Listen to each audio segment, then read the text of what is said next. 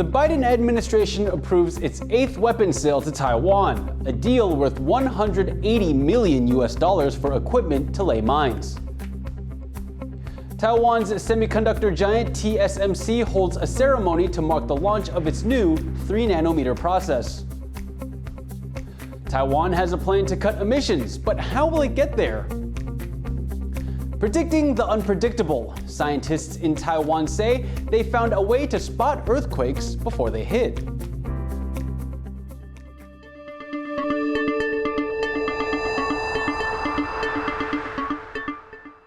A warm welcome to TaiwanPlus News. I'm Liao. The U.S. State Department has agreed to sell mine-laying systems to Taiwan. The price tag for the new weapons is around $180 million. Taiwan's government has welcomed the news. The M136 volcano systems are typically mounted to trucks which lay mines by firing them into the ground. Taiwan says the weapons will boost the country's asymmetric warfare capabilities, which can help defend against a more powerful enemy. The sale announcement comes days after China flew a record number of warplanes near Taiwan's airspace. Beijing sees Taiwan as part of its territory and has not ruled out taking the country by force. The State Department needs to notify Congress before the arms sale can go ahead. Taiwan is considering a trial program that would include women in military reservist training from the beginning of next year.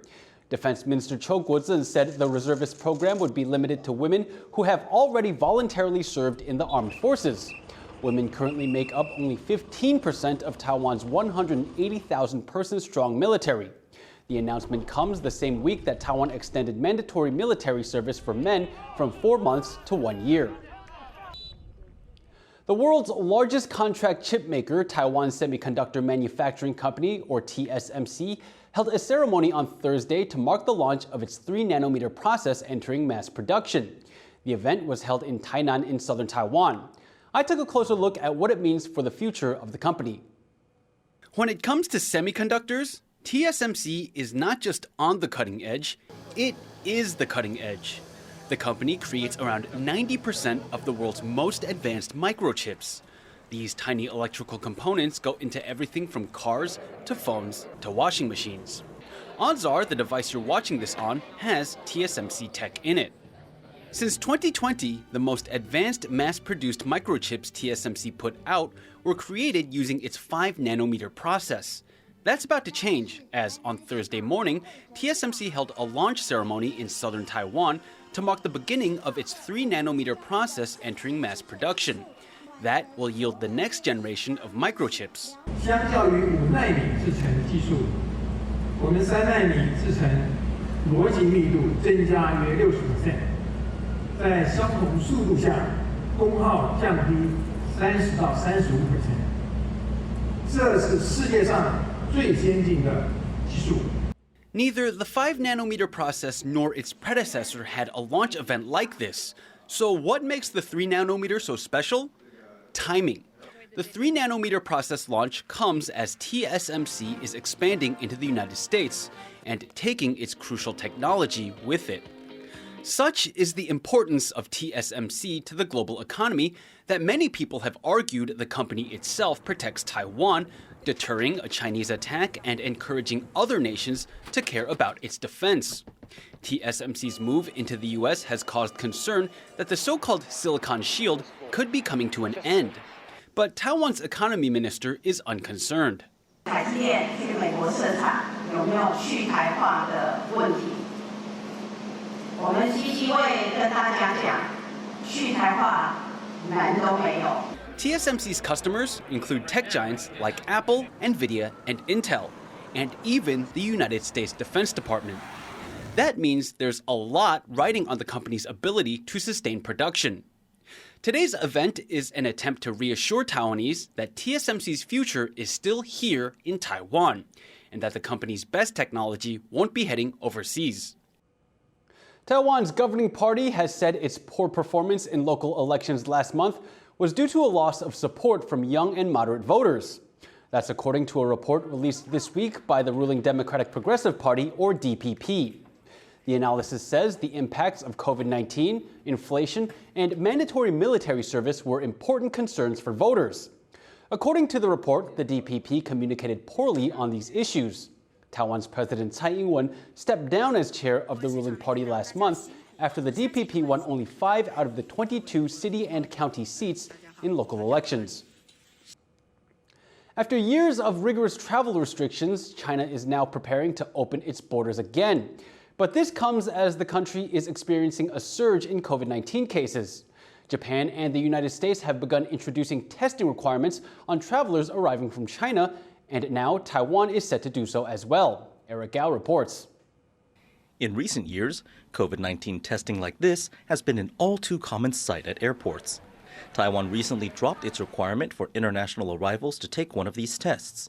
But for some travelers, they're making a comeback. Starting January 1st, all arrivals from China will need to take a saliva PCR COVID test when entering Taiwan. Anyone who tests positive will have to quarantine for 5 days. It comes as China is getting ready to scrap its own inbound traveler quarantine requirements in early January. This is expected to trigger a wave of people traveling overseas. With China already experiencing its biggest COVID outbreak since the pandemic began, Taiwan is trying to minimize the chances of new strains entering the country. 主要我们还是锁定在说，因为中国的这个感染人口多，所以产生变异株的机会会大大的增加。那我们最在意的就是这个变异株，那能够及早侦测。Chinese tourists are still not able to come to Taiwan, but over 30,000 Taiwanese nationals and their families living across the strait are expected to return home for the Lunar New Year holidays next month. The testing requirement is currently set to expire at the end of January, after the holiday period ends. While China is seeing unprecedented infection numbers, Taiwan's own figures are also on the rise again. Almost 28,000 cases were reported on Wednesday, up almost 50% compared to the week before. Doctors predict this wave will continue to swell over the next month. 最高会到多少？这个是很难讲的。不过超过3万甚至超过5万都不是不可能的哈。最重要是你的住院人数有多少，医疗量能还够不够啊？然后是不是有很大的群聚？这些事情是我们需要关心的。It remains to be seen whether Taiwan's new border restrictions can help slow the tide of its latest COVID wave. And with rising infection numbers, local authorities are urging people to see in the new year responsibly. They're hoping that this way, everyone can enjoy the holidays safely and in good health. Patrick Chen and Eric Gao for TaiwanPlus. For more on what these restrictions mean, Ryan Hill-Kilpatrick spoke with Ben Cowling, Chair Professor of Epidemiology at the University of Hong Kong. A number of countries, including Taiwan, have reintroduced travel restrictions specifically targeting visitors from China, for example, PCR testing on arrival. But from a public health standpoint, how effective do you think these measures will actually be?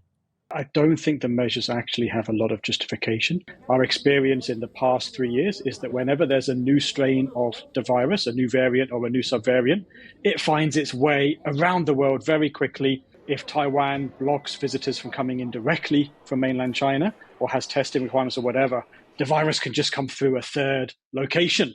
It can come through Japan or through Thailand or through Vietnam or through somewhere else in the world, through the United States. So travel restrictions do not stop that from happening.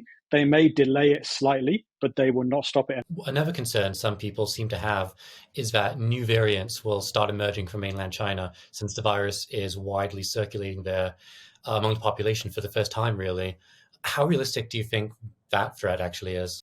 Well, I think it's a valid concern because over this winter, there might be up to 1 billion infections in China, most of them very mild, but up to 1 billion infections. That's a lot of opportunities for the virus to evolve, to find a new direction. But I would say around the world, in this period of time, in Europe, North America, other parts of the world, there's a lot of infections going on as well. They're just not reported because the world's moved on. There's not much testing being done. So I would say there's a risk of a new variant coming out of China. There's also a risk of a new variant coming out of other parts of the world. And we got to stay on our toes. We got to keep monitoring the virus, not only in China, but also in other parts of the world, so that we can see early on if there's something new that we need to be prepared to deal with. Hopefully that won't happen, but I don't think it's just something that we can stop. It's just something that we can identify sooner so that if we do need to make some changes, we've got time to do that. Since the start of the COVID-19 pandemic, we've seen alternating rounds of these targeted travel restrictions, depending on which parts of the world are regarded as high risk at a time. And that's something Hong Kong itself did, of course. Well, what do you think is sort of the final verdict on this strategy? Has it proved to be effective in protecting public health and fighting the pandemic? Earlier in the pandemic, stopping cases from getting into the community with testing, with very strict quarantines, that was really important. But now, I think everywhere that was doing that has moved on. And so that rationale has gone. There's nowhere in the world that I'm aware of that is still trying to keep daily cases to zero, daily infections to zero. So that rationale was there earlier, and it made sense for that particular strategy as a temporary measure, but no longer makes sense. That was Ryan Hill-Kilpatrick speaking with Ben Cowling from the University of Hong Kong. Over 2,500 people died on Taiwan's roads in the first 10 months of 2022. That's according to figures released on Wednesday by the Transport Ministry. This is the highest level in 9 years and a 6.2% rise on the same period in 2021. Traffic accidents are also up this year, with more than 400,000 people suffering injuries. Taiwan's traffic fatalities per 100,000 people are now 4 times that of Japan. The Transport Ministry says the figures are troubling and are partially due to the high number of scooter accidents that happen in Taiwan.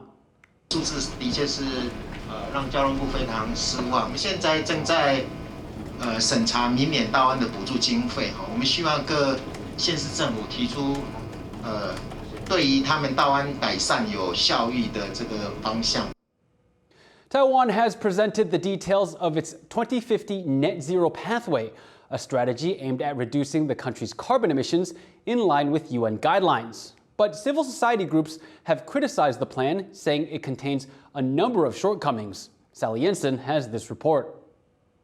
Ministers, experts and academics have been preparing this strategy for months.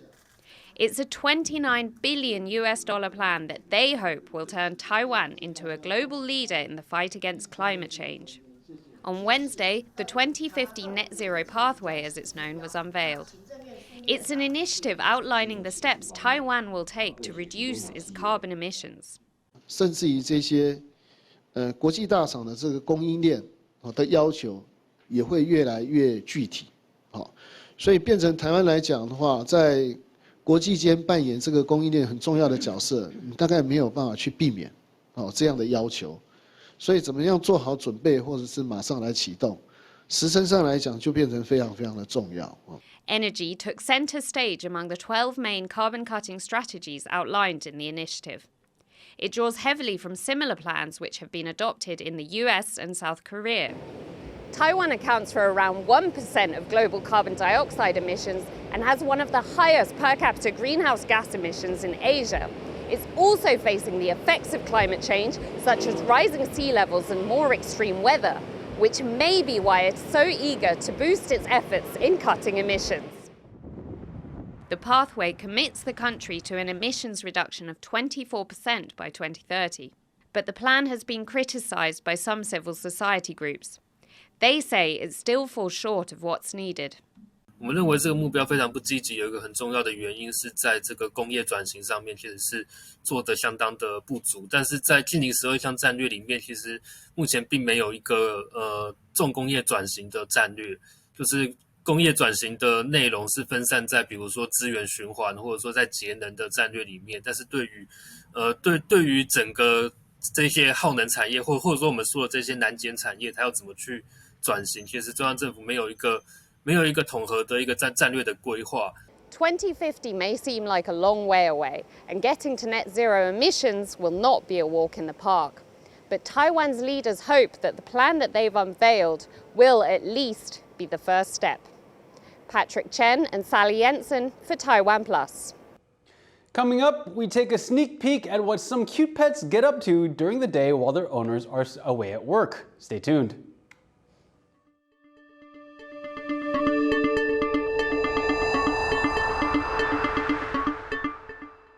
By clicking on that play button, I assume you're ready to explore the flavors of Taiwan with me.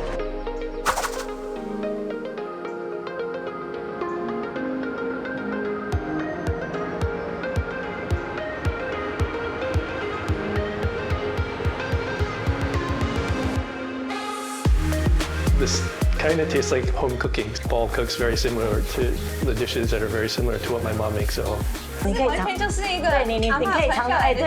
Sometimes I guess it's really not about how the food tastes like, it's about the love and devotion you put into it. Mary is often walking around the restaurant, toasting and cheers, having a drink with everybody. 在辛苦的工作，用那种快乐的心情来经营的话，那你每天就会过得比较快乐一点。虽然小小一家店，它的服务员也算是有不错的训练，像那个香芹牛肉，我很少吃到台菜有牛肉这样子做。我开店没有什么，我就是想要改变台湾餐饮业的一个观念跟一个做法。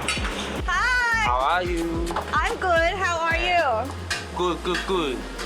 Hard to imagine Chef Xionghe had to cut box after box of vegetables because he made a promise to himself and his parents that he won't let anybody down.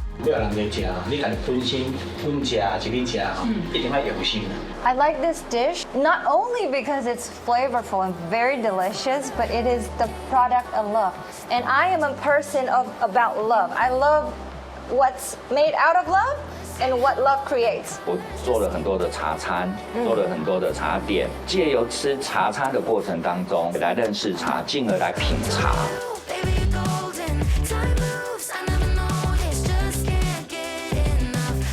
Today I'm like the apprentice, following a chef, learning about his day, knowing what to do when you're working at a restaurant.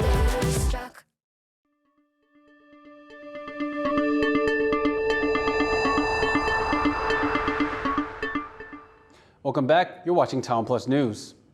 In top regional news, a fire at a casino complex in Cambodia has killed at least 10 people and injured 30 others.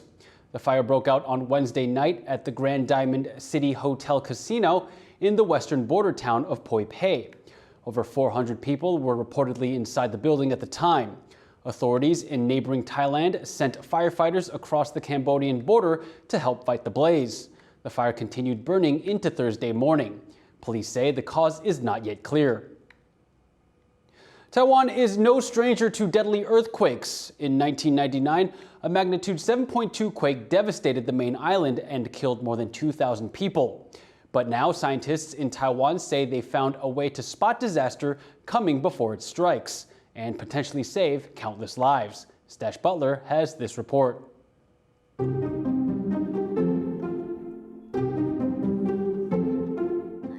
Zhuang Haokun is a scientist working at Taiwan's top research academy, and he has a dream.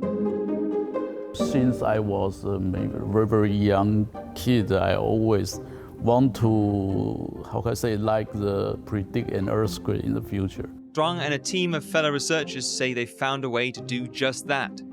Their method for predicting earthquakes rests on a deep connection between the skies above Taiwan and the ground below it. Taiwan sits on a fault between the Eurasian plate and the Philippine plate, which is pushing northwest at the speed of about 80 millimeters a year. When it moves, it squeezes the rock and creates an electrical field.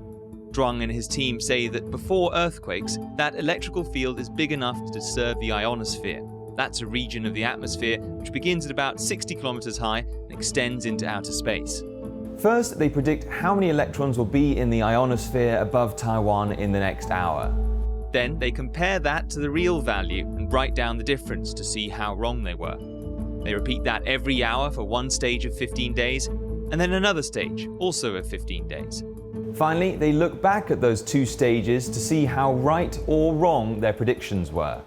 Here you can see their predictions were close to reality, so they say there's no earthquake coming.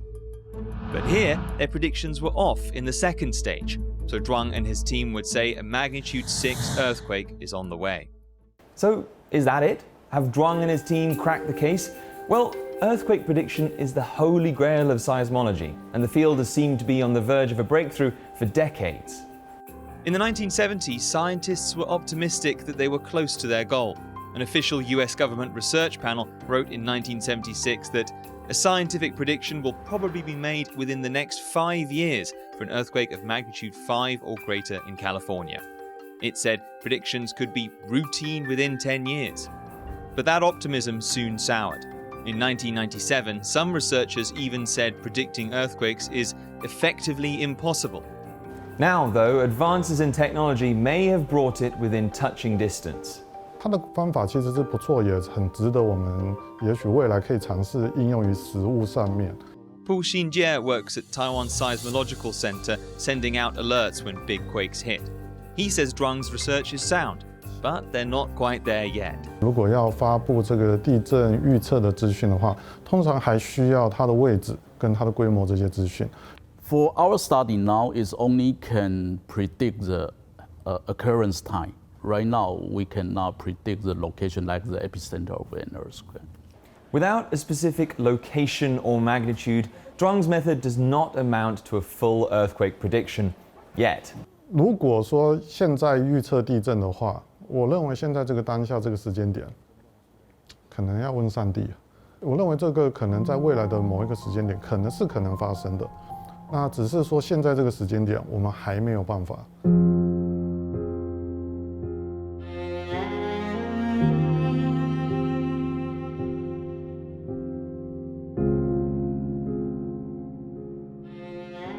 On average, Taiwan gets hit by 3 earthquakes with a magnitude bigger than 6 every year.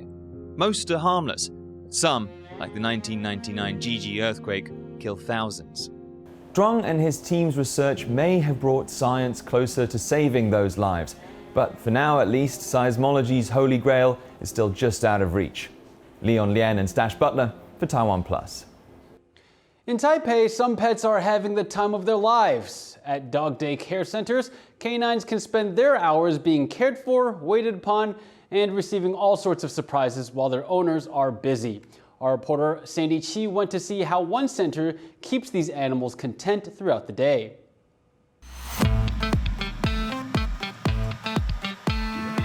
Having a fun makeover, putting on curlers, or getting a trendy new do. These fur babies are at a doggy daycare center in Taipei, and they're having the time of their lives while their parents are at work.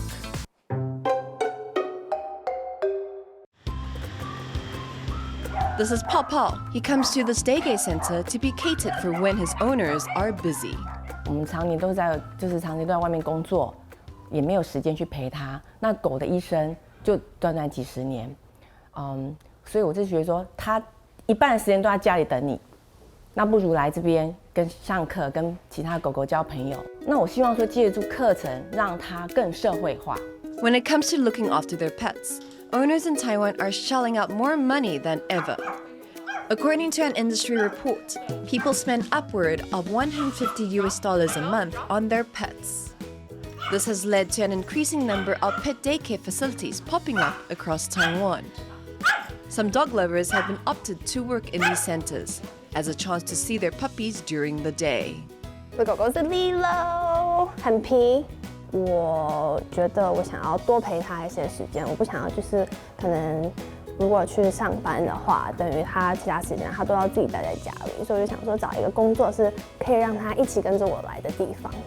Happy spending her working hours with Lilo, Grace also likes to plan many surprises for other puppies, and of course, for Lilo herself. The center holds all sorts of classes for canines. They organize swimming parties and birthday celebrations. During holidays, the pups even get a taste of the festive vibes.